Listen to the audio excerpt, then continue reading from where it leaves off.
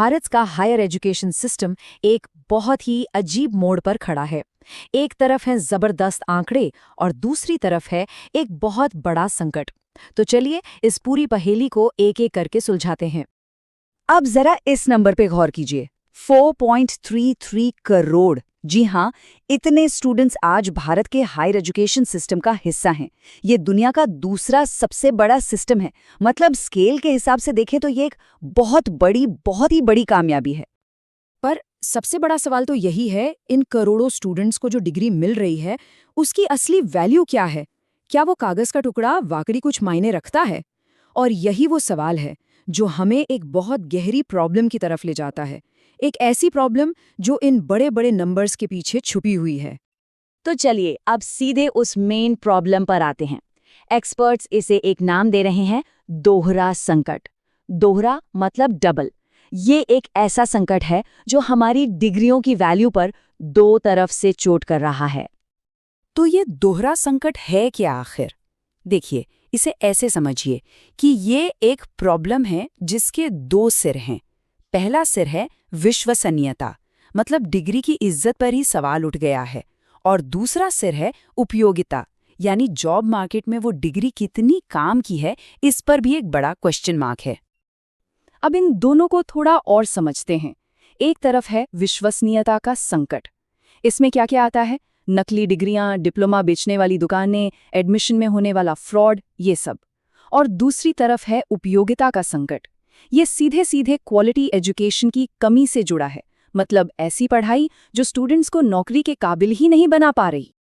और देखिए, ये जो विश्वसनीयता का संकट है ना, ये कोई हवाई बात नहीं है, ये एकदम असली है।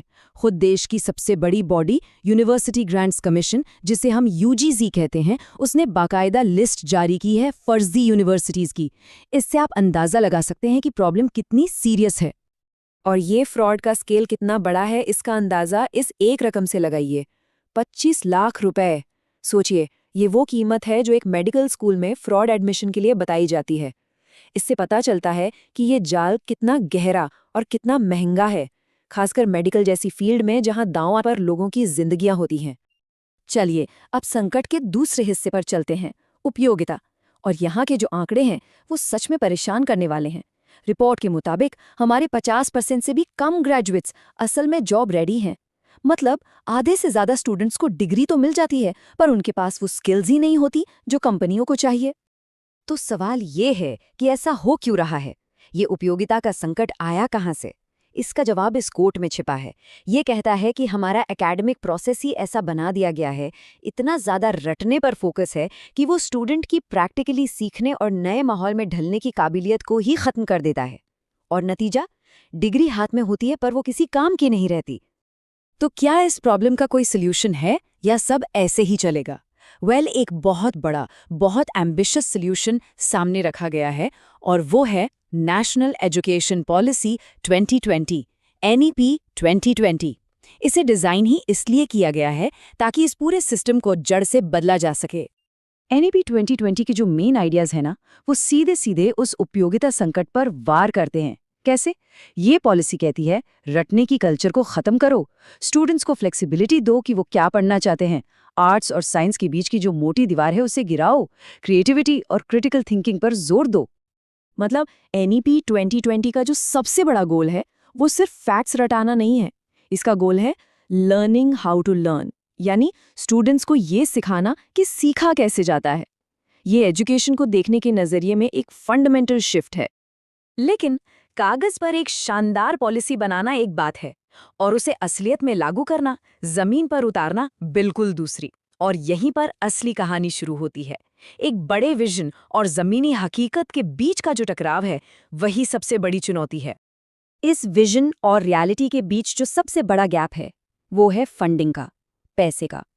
पॉलिसी का लक्ष्य था कि हम अपनी GDP का 6% एजुकेशन पर खर्च करेंगे, लेकिन असल में हम कहाँ हैं? करीब 3.5 से 4% पर अटके हुए हैं। अब जाहिर है, जब पैसा ही पूरा नहीं होगा तो इतने बड़े बदलाव को लागू करना कितना मुश्किल होगा। और प्रॉब्लम सिर्फ पैसे की नहीं है, रेगुलेशन की भी है। पॉलिसी में एक लाइट बट टाइट रेगुलेटर की बात की गई है, मतलब एक ऐसी बॉडी जो साफ सुथरी और असरदार हो। लेकिन हकीकत क्या है? NAAC और AICTE जैसी जो हमारी मेन रेगुलेटरी बॉडीज हैं, उन पर ही रिश्वत और करप्शन के गंभीर आरोप लग चुके हैं। तो जब नींव ही कमज़ोर हो, उस पर मजबूत इमारत कैसे बनेगी? तो फिर आगे का रास्ता क्या है? अब हम इस चर्चा के आखिरी हिस्से में आ गए हैं, जहां हम कुछ ठोस एक्शन लेने लायक सिफारिशों पर बात करेंगे कि इस दोहरे संकट से निकला कैसे जाए। तो यहाँ 3 बड़े सुझाव दिए गए हैं। नंबर 1, एक डिजिटल ट्रस्ट इंफ्रास्ट्रक्चर बनाया जाए। मतलब ब्लॉकचेन जैसी टेक्नोलॉजी का इस्तेमाल करके एक नेशनल सिस्टम बने जहां डिग्रियां वेरीफाई हो सके, ताकि जालसाजी ही खत्म हो जाए। नंबर 2, एक यूनिफाइड रेगुलेटर यानी UGC, AICTE, इन सबको मिलाकर एक सिंगल पावरफुल बॉडी बना दी जाए जो नतीजों पर फोकस करे। और नंबर 3, पारदर्शिता को अनिवार्य बनाया जाए। हर कॉलेज, हर यूनिवर्सिटी को अपनी प्लेसमेंट रेट और ग्रेजुएट्स की सैलरी का ऑडिटेड डेटा पब्लिक करना ही होगा। ये तीनों कदम मिलकर विश्वसनीयता और उपयोगिता दोनों को दोबारा पटरी पर ला सकते हैं। तो आखिर में हम इसी एक बड़े सवाल पर आकर रुकते हैं। भारत के पास सुधार का एक पूरा ब्लूप्रिंट तो मौजूद है, लेकिन क्या हमारी नींव इतनी मजबूत है कि उस पर इतनी बड़ी नई इमारत खड़ी की जा सके?